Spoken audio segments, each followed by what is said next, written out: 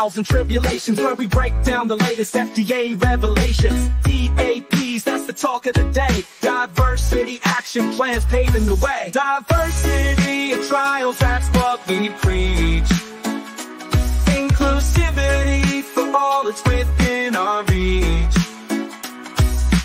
FDA's draft, we're breaking it down. All diversity trials, the best part around. FDA, please, we need the shift. Diversity and trials, let's uplift. DAP, yeah, you know me. Inclusivity for all, it's the key. Diversity and trials, that's what we preach. Inclusivity for all, it's within our reach. FDA's draft, we're breaking it down. All diversity trials, the best part around. So tune in live and join the ride. DiversiTrials and Tribulations, let's spread it wide. With DAPs, we're forging the path. Together in research, let's make it last. Diversity and trials, that's what we preach.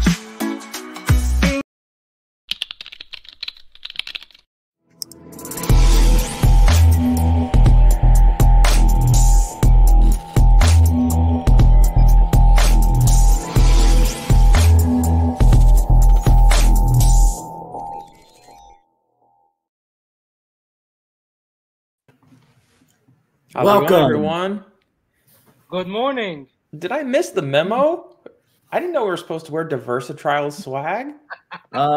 Always. Oh, you guys are leaving. Oh, should have known better. I'll do it next time. I promise. I'm getting it tattooed, so I'll have like permanent swag.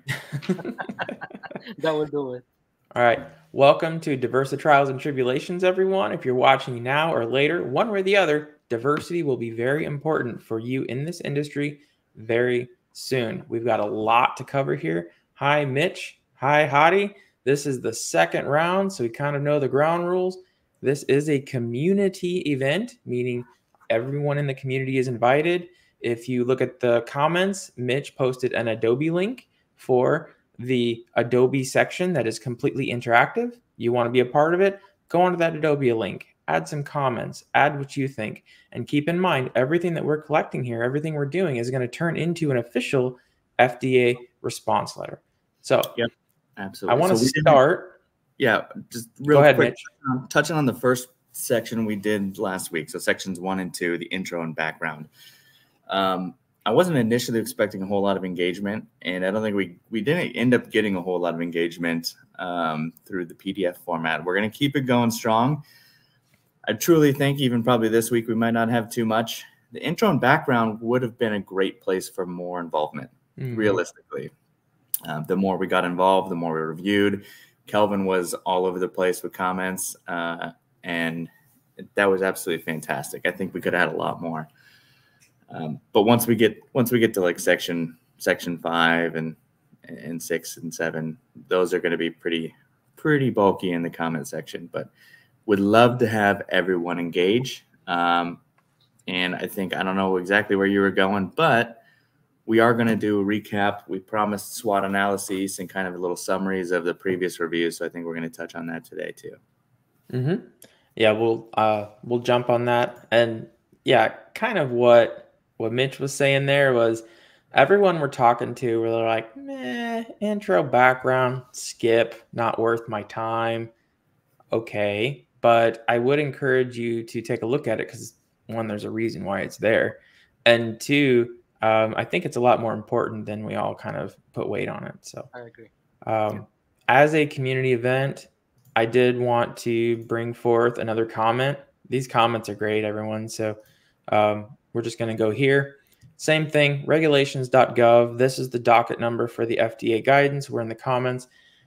Check out this one. This is another anonymous. Remember anonymous from last time? This is anonymous 2.0.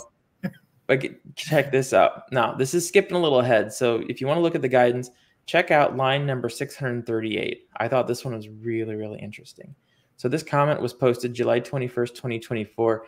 And in the guidance, it says, a waiver is necessary to protect public health during a public health emergency. So whoever anonymous is did not like that. They said, "This is the worst idea, and whoever wrote that line needs to have their credentials revoked and or be fired from the FDA." Wow. It is specifically during a PHE when diversity action plans should be the most required. Think for a second. Who suffers the most during a PHE? Racial, ethnic populations, communities of color, underserved people, etc. Even or ever heard of health disparities? COVID, anyone? These diverse communities are the exact people that we need to make sure are included in any clinical trials during a PHE. They go on to talk about how Fauci and Collins had to strong arm NIH into including diverse populations. And then finally, they said, please think before you write. Given the ridiculous statement on this line, I would strongly suggest that FDA leadership think long and hard about whether the person and or team that wrote this document has the necessary expertise to be leading on this effort. Wow. Someone's angry. Wow. I love it. I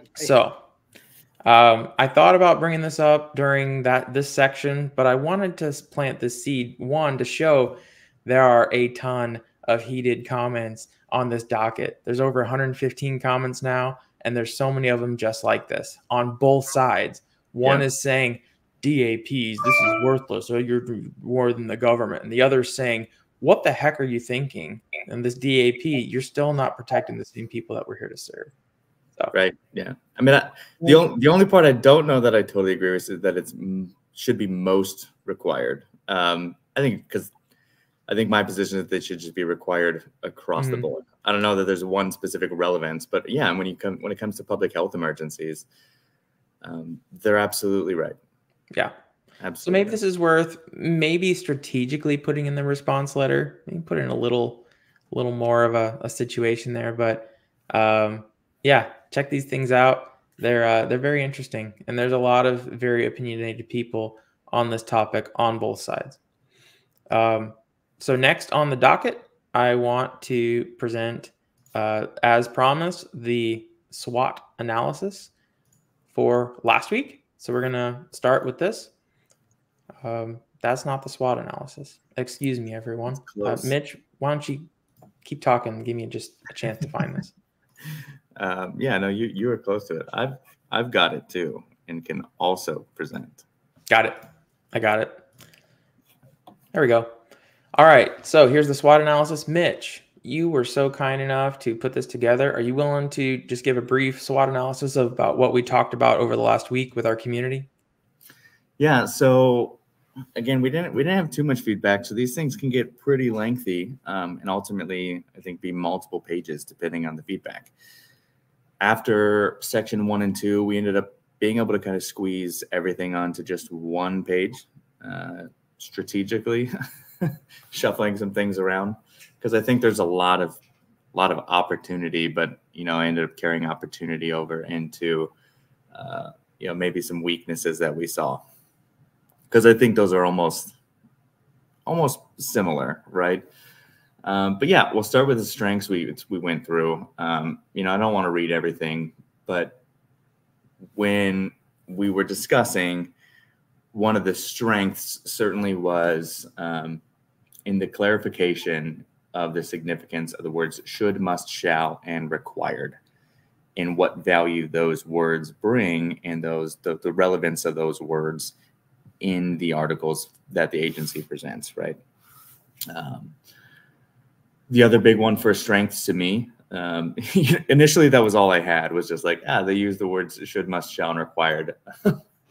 But ultimately, when it talks about just the guidance in general, I think the purpose of the guidance in general, when it gets to the background, is explaining what NDAs must present.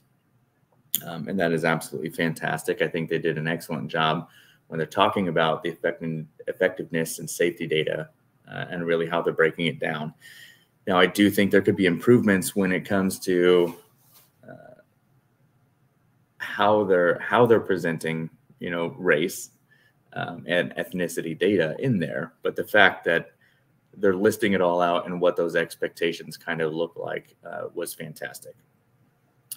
And then the other big highlight is really in that background section when we talked about the healthcare disparities.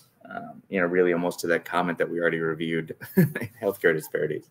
But even to the point where they mentioned socioeconomic status, which isn't something you commonly see when it comes to these guidance documents or really anything when you talk about healthcare disparities or diversity and inclusion in research.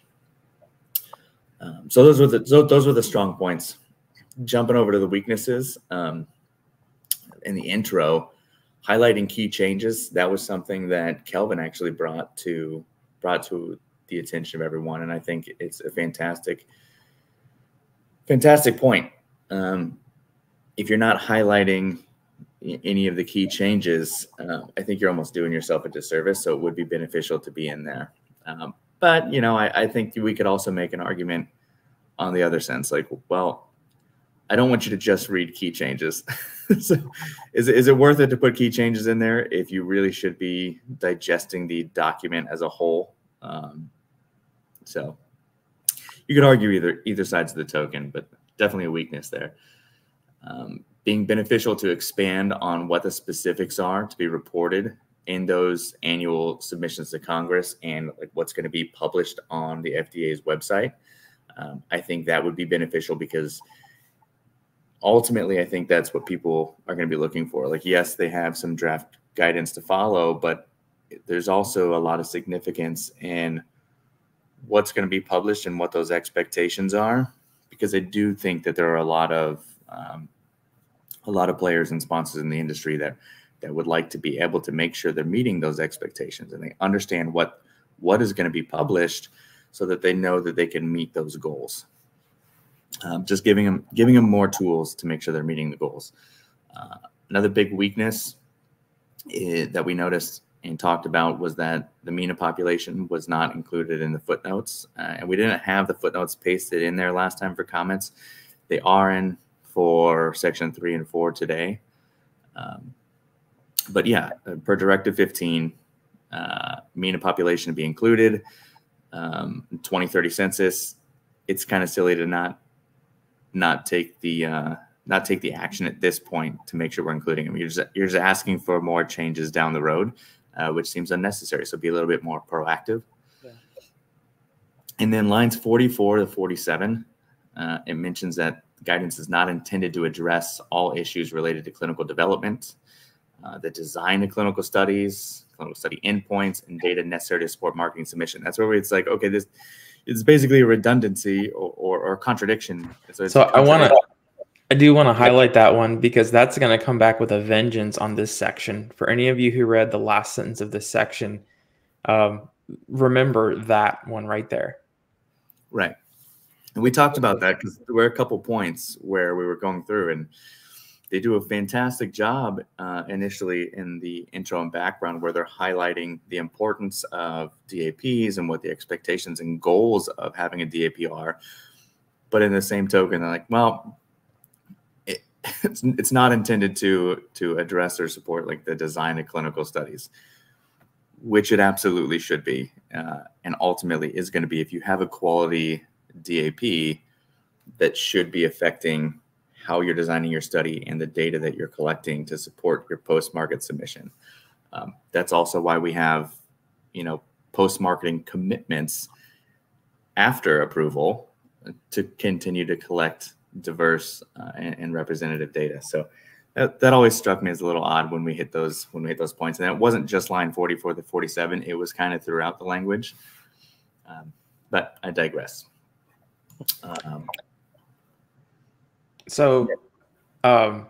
I just had a thought. So when it comes to having a SWOT analysis, it might be good to have a primary objective to apply that analysis to. So like, for example, it would be to improve health and equity in clinical trials, or accessibility, to improve DEI in clinical trials. That's what you'd be trying to compare the SWOT to, is some kind of an objective like that. So maybe we can, maybe that'd be something in the beginning. Another little epiphany that I had while you were talking, Mitch, is maybe one of the strengths themselves. And Hadi kind of alluded to this throughout the processes. We are making progress. one of the strengths of this, if you were to apply to that objective, is Fedora itself. The fact that this is a concern, that we are actually having guidances about that, that's a pretty good strength that we saw here in the background as well. They referenced that a lot. Yeah, no, absolutely. Hadi, You're absolutely right. what do you think about the SWOT analysis from last time? You brought up, Mitch, you summarized this very, very, very nicely. Love it. You highlighted whatever we needed to, bring up as a summary of last time's session. I like the opportunities is that, we have the opportunity to really make this better. We have to turn, or at least have the opportunity to turn those challenges into a win-win situation for everyone. So I'd like to keep on using this format for every single session, and then go over that, as a summary for the following session. So love this format, love the way we're presenting this, and thanks for everyone. All right, so I'm going to stop screen. We're going to get right into it, and I'm already tickled. We've already got comments in the Adobe file, everyone. This is amazing. We haven't even gone through it yet. Thank you so much to the community members for being a part of this. Stop this, and let's get down to it.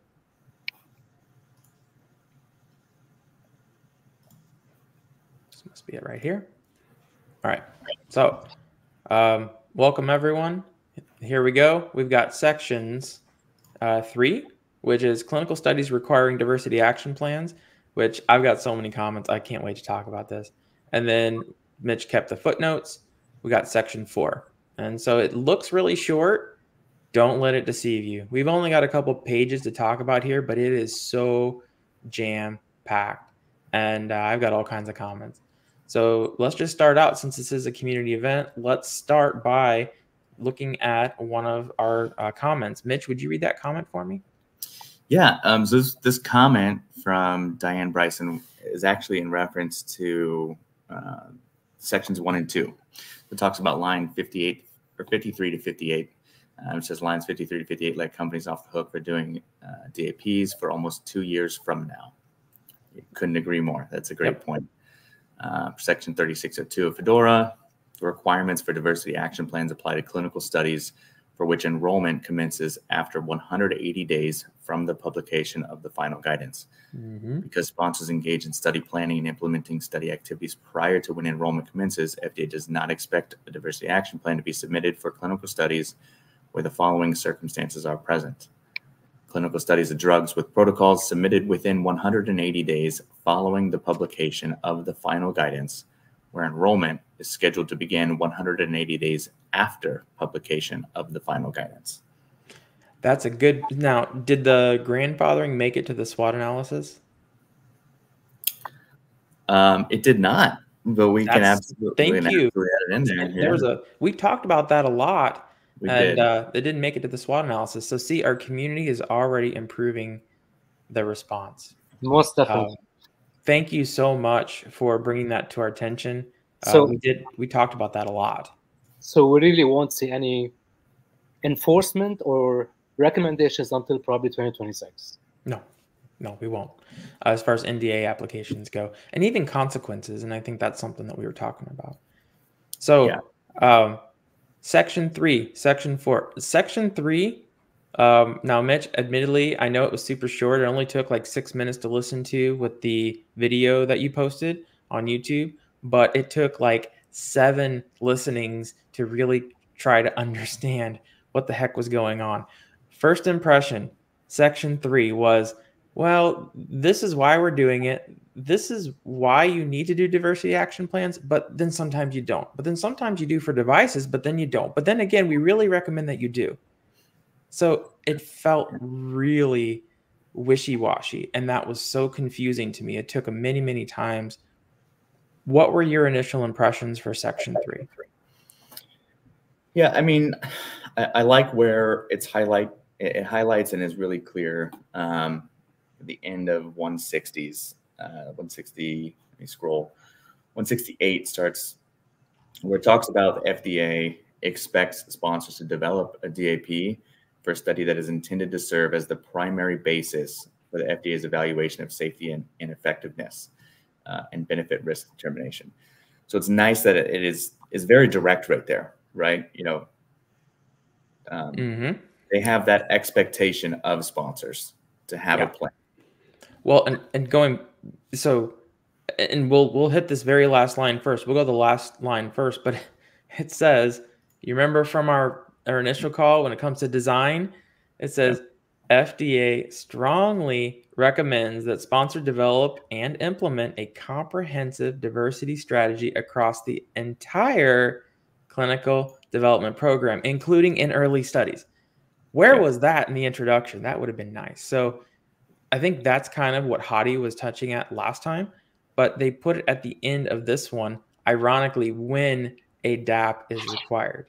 Yeah. So I know, man. It's like the contradictions keep going back and forth. So this is how I did it. And I might actually propose, because I listened to it a bunch of times and I said, okay, so what are the regulations? When is it not appropriate to do a DAP? And so I actually wrote a 4-prong table, and I said, because if you think about it, the way it's written is you can separate it by drug versus device. That's the first section, and then you can separate that by DAP or no DAP. So you've got this little bitty table, and so let's start with drug. We'll just go by drug first. Well, because they go back and forth, but in drug, on line 148. I'll come over here. Line 148, it says that a DAP is required for a clinical investigation of a new drug that is a phase 3 study. So you're at phase 3, or as appropriate, a pivotal clinical study. So those are the FDA is looking at this saying, okay, these are when you need to do DAPs. Right. But what's interesting is the provision, and I really want to know why. They say, other than, on line 149, other than a bioavailability or a bioequivalent study. So why are they making an exception to DAP? Hadi, initial thoughts? I had some, but I want to open this to the floor. Why is FDA creating an exception to the DAP based off of bioavailability and bioequivalence? First of all, as you said, it's very confusing going back and forth between the drug and device. And it seems like, and we touched upon that last time, it seems like they patch things together from different offices and reviews. So that is obvious to me right now, more so obvious. Now, when it comes to, I don't really understand why they would actually have an exception here. So are they talking about preclinical here? I don't. So go ahead, Mitch. As far as the CRA goes, you've done bioavailability and bioequivalence. Why would that be an exception for DAP? Yeah, I mean, it shouldn't be, in my opinion. But even when you look at, my first thought was like, okay, there's 20 and 29. Let's go look at the footnotes, right? I'm a big, especially as a CRA, you're a big fan of footnotes. Anybody who's ever looked at them at a protocol and your schedule of assessments, you know how important those footnotes are. So when you see, it's like, it really doesn't mention anything, right? And I guess my thought is like, or as appropriate, another pivotal clinical study of a drug other than a bioavailability or bioequivalence. Well, yeah. That's very, very vague. I mean, pivotal to who? So I'm trying to figure out logic. We have some 21 CFRs we could look up. They're referencing a couple things. If it's addressing the same mechanism of action, maybe, and you have a DAP around that mechanism of action, maybe that's appropriate. But I mean, odds are you don't get bioavailability or bioequivalence, especially bioequivalence, until you've got a few generations of drugs to compare. So maybe they're kind of thinking ahead. But I mean, as far as bioavailability, we're looking at PK studies. We're looking at things that are obviously very different. Even this guidance says it, I think, later about the utilization of a medical product within a biological system. That would be probably one of the weaknesses. My even questions, I would love a little more clarity as to why bioavailability and bioequivalence is an exception to a DAP. Right. And if you're in the community and you have an answer for me and there's something I need to read, I would really appreciate it, because I'm a little confused with that section. Yeah, I mean, we're IND phase 3 or another pivotal clinical study other than bioavailability or bioequivalence. Yeah. And I guarantee you this information will not be available in 180 days post-market. So not sure about that. So if you look at the table, that's what I wrote down in the table. Drug, DAP, if you need a DAP, it's for a new phase 3 or a pivotal study. And then if there's no DAP or there's an exception required for bioavailability and bioequivalence. That's the first silo, is drug. Ironically, the majority of this has to do with device. The majority of this section is around the device itself. So there's a lot around this, but FDA tends to make the DAP or no DAP around a couple sections. One, on line number 150, they talk about the investigational device exemption, so an IDE application for clinical trials in the device. So they kind of wrap the need for a DAP around not only that, but also trials that are collecting definitive evidence for safety, which is, I think that's the section that Mitch was pointing to. So that's kind of what FDA is looking at is, number one is, are you submitting an IDE? And number two, on line 52, it says an IDE application is required if the sponsor intends to use a significant risk device. Therefore, if DAPs are required for IDE, then DAPs are also required for significant risk devices. That's one of the largest components of the logic behind the need for a DAP in the device section. There was another, so line 153 talked about in an investigation that intends to conduct, it intends to conduct an investigation that involves an exception from informed consent. Right. So that's in a lot of like the critical device studies, like if you've got vascular studies where heart pumps, where a patient's life is at stake, and you have to get a device in there, they're unconscious, they can't provide consent. In that event, from what I'm reading and interpreting, that is when a DAP might be required. Is that how, I mean, what do you think? I mean, that sounds accurate to me. And I mean, I can see, right, logically, I think thinking about it, you know, you can't predict those patients. You can't do any specific outreach for patients who are coming to the ER or trauma center and they've got something that needs immediate attention, right? Yeah.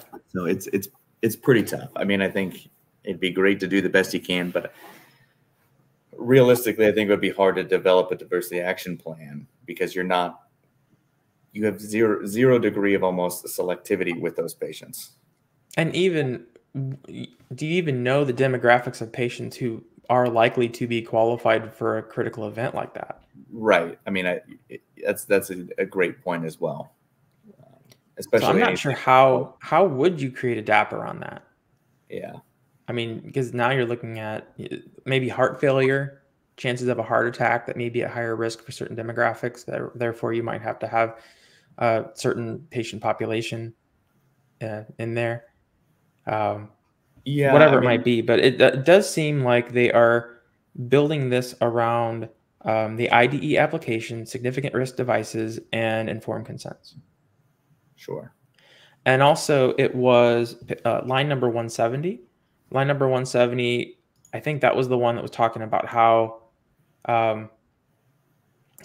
so FDA expects sponsors to develop a diversity action plan for a study that is intended to serve as the primary basis for FDA's evaluation of safety and effectiveness. So this is where they're saying, okay, we understand devices. Here are all of the criteria for the need for a DAP. But importantly is if you plan on performing this study and collecting data that's supposed to justify its safety and effectiveness in these populations, then you need a DAP. Right. Well, continuing on from there, the other part that struck me as a little bit odd is literally in that next sentence. FDA, starting at 171, FDA does not intend to receive or review DAPs for studies that are not designed to collect definitive evidence of the safety and effectiveness of a device for a specified intended use. Yeah.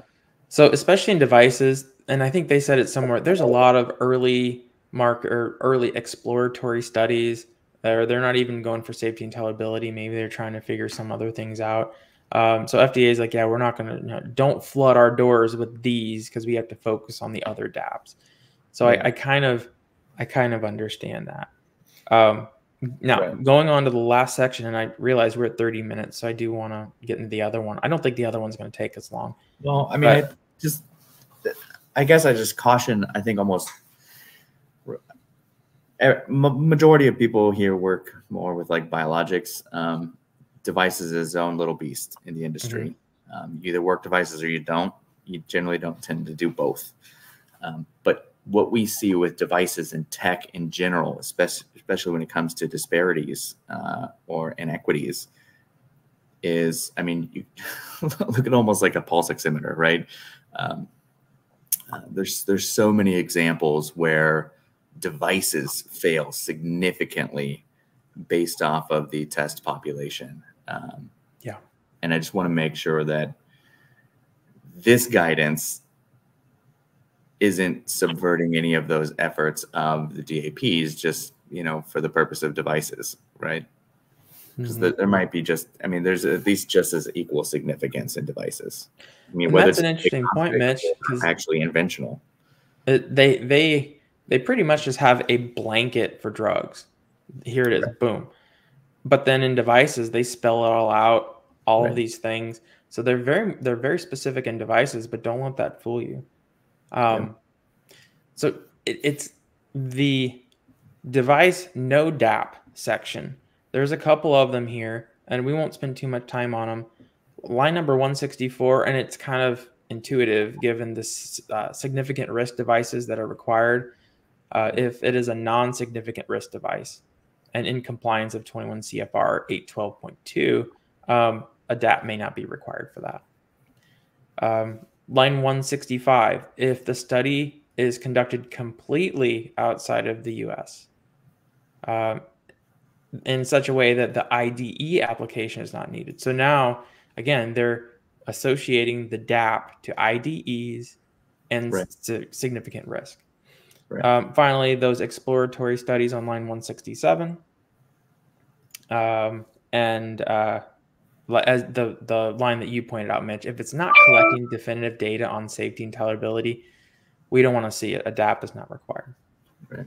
So again, they spelled this out a lot in devices. And Mitch, there are like hospitals and places, like we used to do devices and drugs all the time. So that happens, but sometimes you're very specialized in one or the other.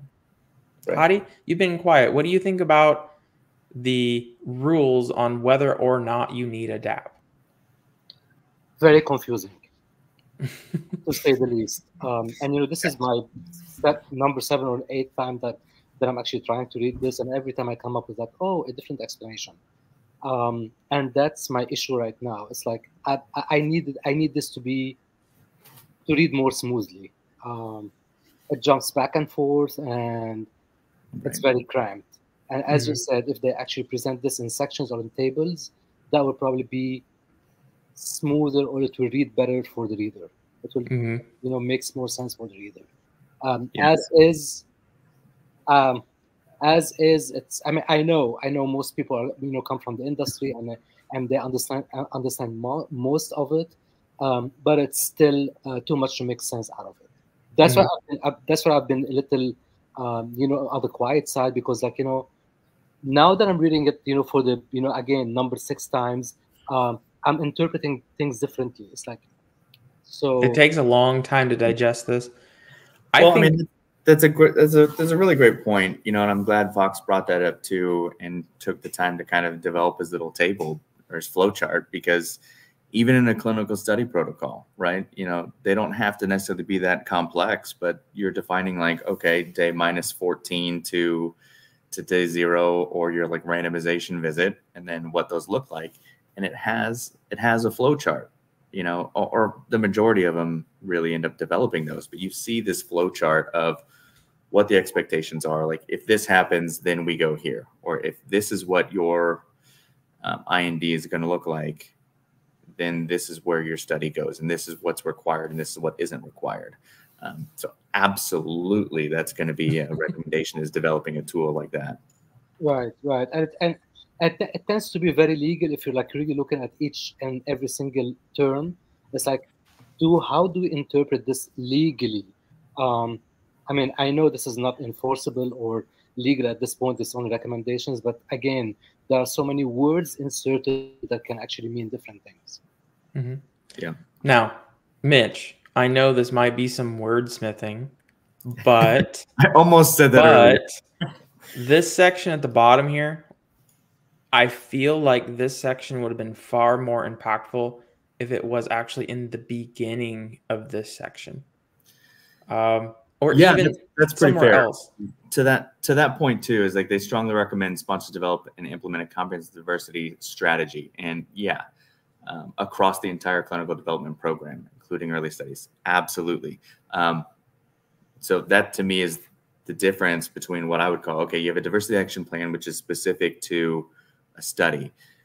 And what you should also have is a diversity action program to make sure that institutionally you're carrying that across the board, and not just individual one-off plans that everybody kind of scrambling and copying and pasting and making sure you're getting stuff in there. You should have a comprehensive program to ensure that every single step of the stage, you would be meeting these DAP goals and guidelines. That should be the general guideline, which should be highlighted up front and bolded up front, and that this is what the industry should follow. Now there are exceptions. There are like things that you can go into details of, with whatever they listed up there. But that should be the guiding premise. Yeah, we got a comment throw in here. Yeah, let's talk to Diane's, because I was thinking about like a lot about this. So, Diane, right? Am I saying it right? Yeah. Diane. So she said, implications of not researching diverse subjects. As a Black woman, most public restroom automatic faucets, soap dispensers, towel dispensers don't work for me due to the devices not recognizing my complexion. I can't imagine the impact of this lack of diverse research on much more critical devices. Yes, and yes. Amen, Diane. Yes, there is a difference in impact on these devices, medical devices, for different populations. And it doesn't just have to be photosensor. It could be how we heal, how, the screws that are used in surgery, are they applied in different ways? The adhesives that we use, do they work with our biochemistry? Heart pumps, all of these devices, if you name it, there is definitely a purpose for testing this in diverse populations. So thank you very much, Diane. And we definitely don't want to discount the need to bring demographics into device studies. Yeah, and there is a degree of difference. I could probably speculate between an interventional device and a diagnostic device. Right. So like a heart pump or valve or a shunt, that doesn't really, that's not going to pick up any of those difference. But where the big disparities tend to be seen and well known is more in those diagnostic devices, which are, imagine what if pregnancy tests didn't work for diverse populations because of different FSH levels or something like that. Yes. So we really need to think about that in different ways. Yeah. All right. We're 38 minutes. We got 20 minutes to go, everyone. And this is the short section. And I think that it's going to go quick, and then we'll open this up to the floor for more. But let's move over to section 4. This is it. Why do you think they made this section 4 to begin with? It almost feels like this is something that should have been addressed before the need to discuss if you need a DAP or not. This is like one of those why you need it. I feel like this is a little out of place on a section level. Yeah, I kind of agree. And then they also, essentially, this section also just references other guidance, right? And that's really very good. And it's actually a repeat of what was in the introduction, which is why I don't think we're going to spend a lot of time on it. In fact, I'm not sure if there's much more information here than there was in the introduction. So it seems like an extension of the introduction, which is also confusing because we had this really cool background and introduction, and then we get down to business. Do you need a DAP or not? When do you need it? Talk about the nitty gritty. And then we go back to a section of the introduction. It's like, again, we're going back and forth. It's like a bunch of offices put things together and they didn't coordinate this. Yep. So I mean, the a couple of introduction things section can be beefed up a little, and then you take this off. Yeah. Yeah, or even let this go into the background introduction. I mean, I hate to say it, but if you applied these processes and those footnotes to the background and introduction, is this even necessary? Well, for the introduction session, just to say, like, we will be covering this and this and this and that, so they felt probably, you know, that they had to actually put this in here. They had to match. Right. They had to match the outline. Right. So the one thing that I know I specifically want to address, and I think we talked about it briefly in the first two sections we reviewed, but we just talked about what does need adapt and what doesn't need adapt, like what exceptions we're making. And, you know, it was a significant thing for you to highlight and bring up where it talks about, okay, IND phase 3, right? And then now if you look here on 190, starting with 195, or I mean, I guess really that whole kind of second section, you should consider whether certain demographic groups may have a different response to the medical product, either differential effectiveness or safety, based upon differential PK and PD, or due to possible differences in susceptibility to specific adverse events of concern for drug or medical device. So to the point that I think we discussed in the previous week, if you're not requiring DAPs in phase 1, right? You're not collecting inclusive PKs and PDs to begin with. How are you getting peak? Yeah. Right. How is this happening? Right. What are we basing this off of? Yeah. So I found that pretty interesting as well. Well, another point that I wanted to highlight here is some people take defense, and this is regarding line 199, proportional enrollment. Proportional enrollment. This has different meanings to different people. Some people take defense. Some people are actually proponent of this. So I'm just wondering how, you know, the industry, or, you know, people from the industry might define or interpret this. Yeah. You know, this goes back to statistical and clinical significance, Hadi. This is going to mostly impact your data safety monitoring board for effectiveness. When you talk about proportional enrollment, okay, you know, prime example is if you pick a certain indication that is prominent in a certain race and ethnicity, the expectation is that you should be testing in the same groups who would be consuming that drug. Right. There's no point in testing this in someone who's either not going to worry about that indication, right, or not going to be effective, or, you know, you don't waste a trial's time testing it on people just because I mean, healthy patients, right? That's probably where you go into health, which is, again, you're going to get that in phase 1 too. Right. So to a certain point, I know Mitch has something to say about that. Yeah, to a certain point, I understand. Like, I'm not going to take a drug or be tested on a drug for like endometriosis, right?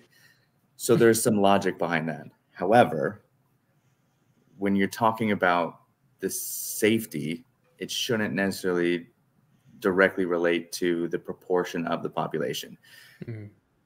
Because I don't know. And now, right, my father was a fantastic statistician. That's not necessarily me. I don't think I absorbed too much through osmosis while napping, listening to a lecture.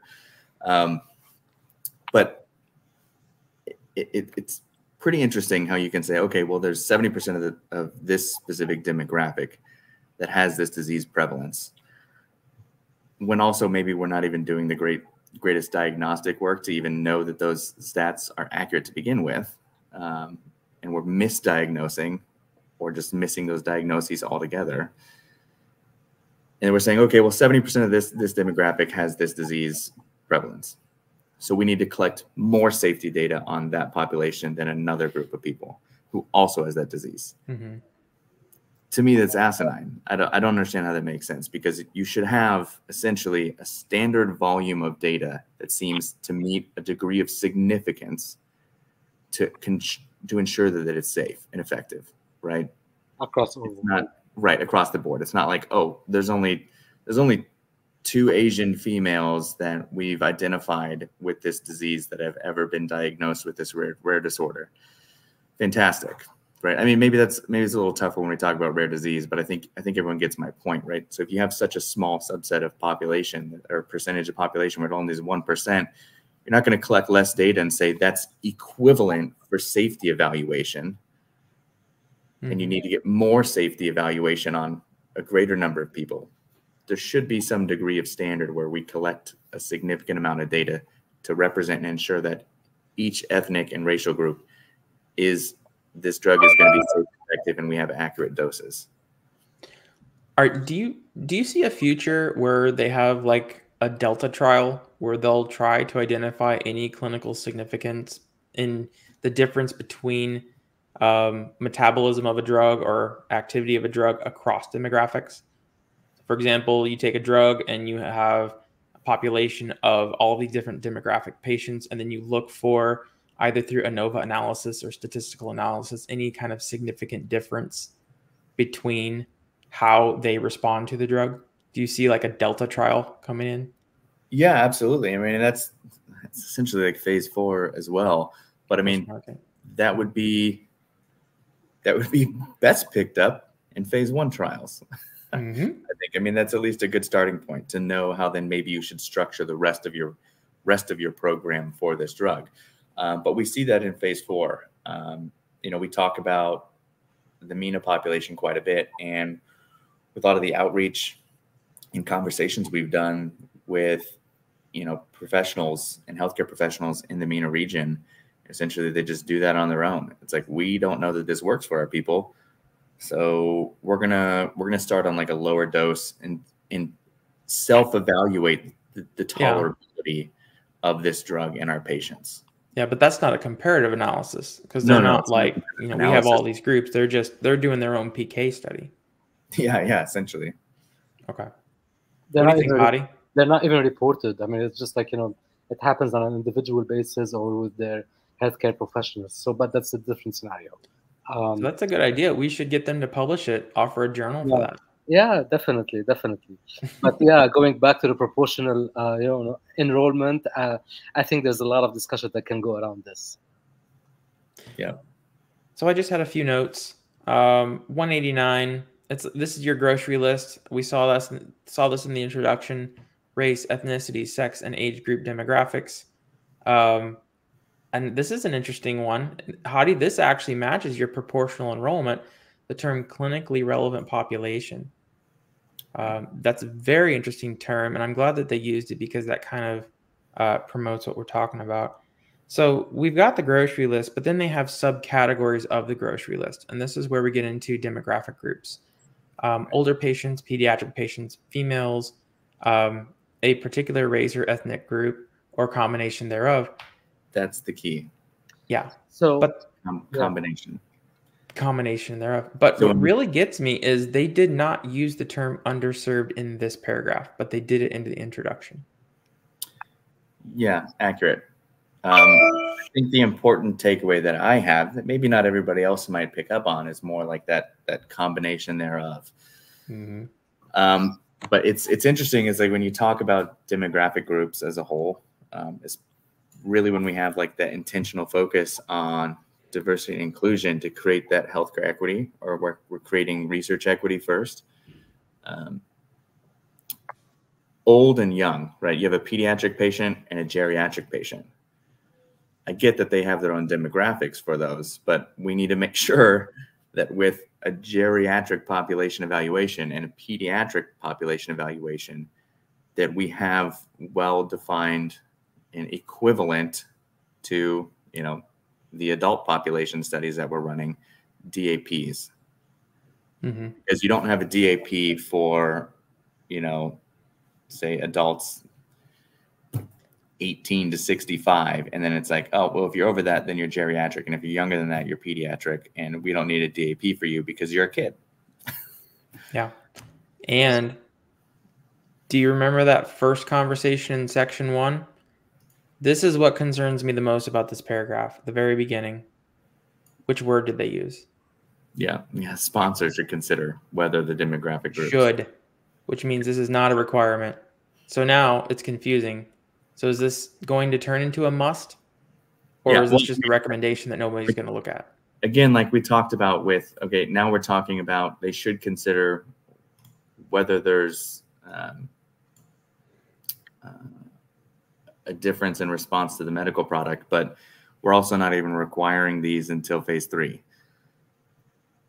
So what data are you using to evaluate as a sponsor? What data are you using to evaluate whether there should be, or we're looking at differential effectiveness or safety?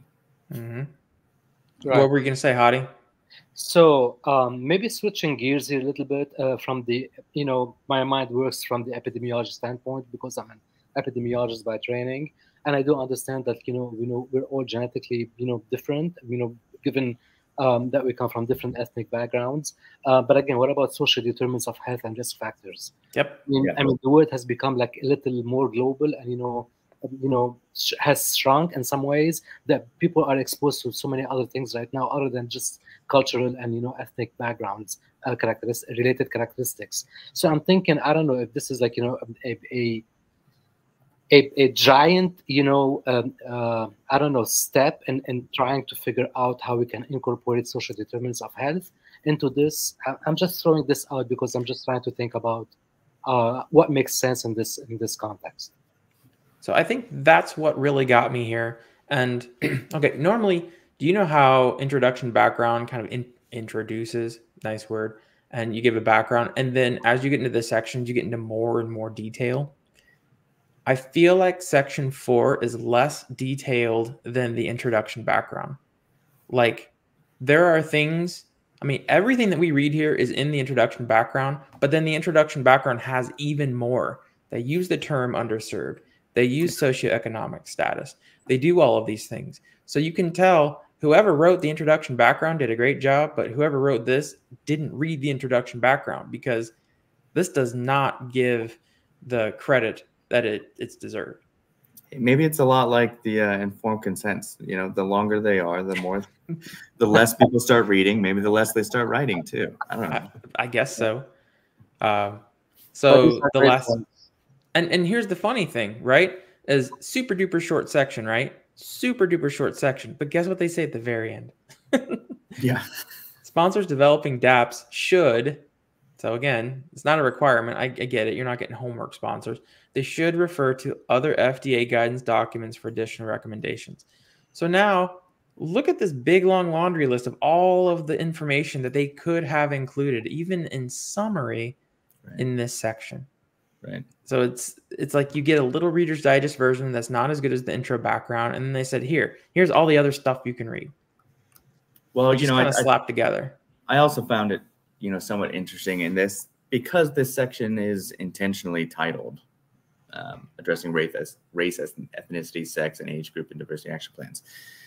There is also no mention. The other thing that kind of stuck with me is there's no mention of any SOGI information at all. I mean, maybe they're just trying to refer and pass the buck somewhere else, but the aspect of sexual orientation and gender identity in a plan that's intended to be inclusive, right? Mm-hmm. They should be intended to be inclusive is quite concerning. Yeah. And I could have sworn that was in the background. Let's talk about special needs, mental health, disabled. Right. Why are we limiting this section to what the intro background already covered? Yeah. So I don't know. I feel a disconnect. I almost feel like this was just slapped together as a second thought.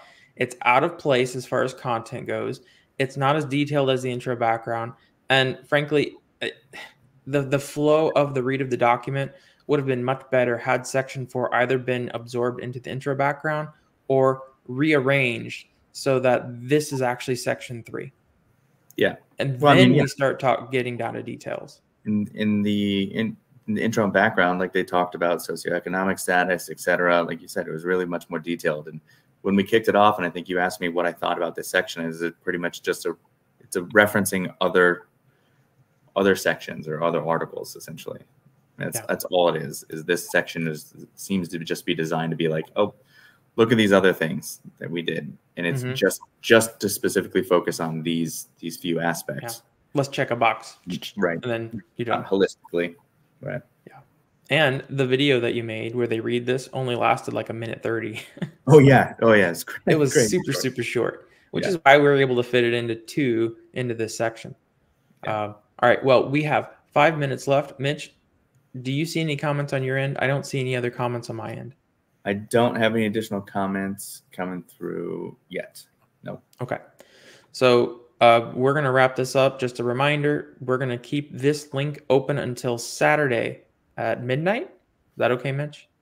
Sounds good to me. Saturday at midnight. So if you watch this over the next few days and you want to put comments, we want to give you as many opportunities to be vocal about the FDA guidance as possible. Again, this is very important. Let's go ahead and wrap this up with... In actuality, like I never closed the link on the other one, so someone can still get in and add comments at any point in time of any there you of go. Sections. Open-ended links. There you go, everyone. So we will take a final review before the summary episode. We can make sure that we go over all comments that we get, go over a comprehensive SWOT analysis. But we'll do that. You want to wrap this up, Mitch, Hadi? Yeah, I mean, I don't have anything too much to add, but make sure, we keep talking about the videos we made. Go check those out on YouTube. It's an awesome source to just have that ability to listen to some of the guidance, maybe while you read along, because it can be strenuous. These sections are short and they still suck to read. I'll be frank about it. Right. This one packed a punch, that's for sure. Right. So sometimes it's nice being able to hear and absorb in a little bit of a different way. So and revisit and review and reread and reflect and take another stab on trying to interpret some of the terms and provide some feedback. And I'll just stress too that essentially the time frame we have to ask for comments and feedback regarding the draft guidance is your opportunity to vote and have a voice. So you have to get involved. You have to participate if you want to be heard. And if you want to help fight for representation and better guidance and better structure in the industry, you got to speak up. You got to have your comments somewhere. You don't have to come and join us, and you don't have to listen to us try to help you create comments and submit your own comments, but just do something. Do what you can. Mm-hmm. Whatever you do, please do not be silent, because if you're silent and this comes through, it can take a long time for this to get fixed. This is the time right now for everyone to step up and speak up. Otherwise, FDA may not even know that you have a voice, and that's the key. We are going to close out. I want to give Diane a big shout out. Diane, thank you so much for coming today. I agree, no mention of SOGI data and refers to guidance written before the use of the phrase SOGI. Yes. And then, of course, Diane, thank you for doing this. I'm here to serve. We are all here, happy and willing to do it. So a couple other notes, please stay tuned. Next week is the big week. Section 5 is the meat and potatoes of everything. We might actually do, Mitch, if we could do a SWOT analysis before that. I think we're going to need the whole hour to cover Section 5. So you may see a pre-recording maybe early next week covering just the SWOT, so we can have everything, all the time we need for your comments. I fully expect community members to be a part of this. It's going to be a long time. It may actually be an extension of the hour. Just a warning. I don't see us being able to get through everything. I'm going to get in. I'll actually do, I'll create a separate PDF for Section 5 ahead of time, get that posted in the comments so we have a couple days running into it so people can get in and leave some comments and feedback on the PDF if they want before we get in. Mm-hmm. So stay tuned. Next Friday, 10:30 Central, we are going to cover Section 5, the big section of the FDA DAP guidance. We're going to have a SWOT analysis later. This is DiversiTrials. If you want to stay tuned, please subscribe to YouTube. There's all kinds of cool stuff coming on there. We've got Manasa Trial Summit for Arab Americans. Yes. Who here is going to SCRS? Yes. Ooh, I am. Hollywood, Florida. DiversiTrials is going to be your leader in diversity and research for our front lines. So stay tuned, subscribe, and we see you guys next time. Bye, everyone. Thank you.